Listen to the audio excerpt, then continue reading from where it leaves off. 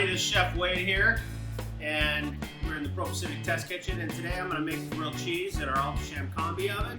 And this is a really solid recipe, and people seem to really like it. You get the nice cheese melt, but then also you get that balance of a nice crusty exterior.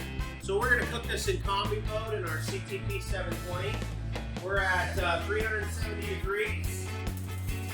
We're going to pop that in.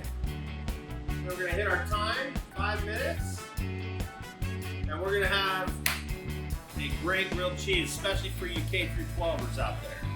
All right, that's the sound of our grilled cheese being done. Let's go ahead and take a look at it. Nice, crispy, even. We can flip her over. Look at that. Self-reversing fans cook even every time, whether you're doing one sandwich or you're doing 200.